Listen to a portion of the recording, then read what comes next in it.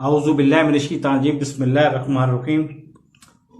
सबसे पहले तो ये बताना ज़रूरी है कि मैं सेंट्रल पंजाब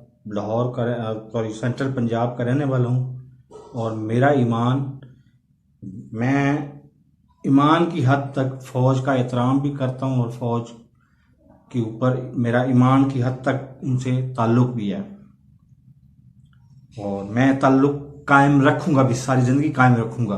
मैं अहद करता हूँ कि सारी ज़िंदगी कायम रखूँगा, लेकिन दो चीज़ों पे कभी कंप्रोमाइज़ नहीं करूँगा। नंबर एक, पाकिस्तान जिस शक्ल में है, जोग्राफियाई शक्ल में है, इसका 1 इंच का हिस्सा किसी दूसरे मुल्क को मैं नहीं दूंगा।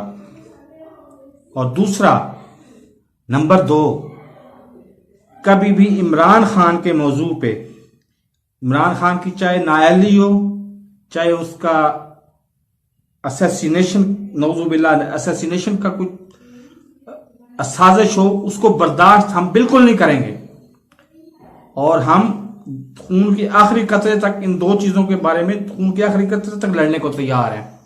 तो मेरे इस चैनल को सब्सक्राइब नहीं किया तो सब्सक्राइब कर लें और साथ लगे बेल आइकन को दबा के नोटिफिकेशन को ऑन कर दें ताकि मेरी हर नई आने वाली वीडियो को नोटिफिकेशन आपको बर वक्त मिल जाए। अल्लाह हाफिज।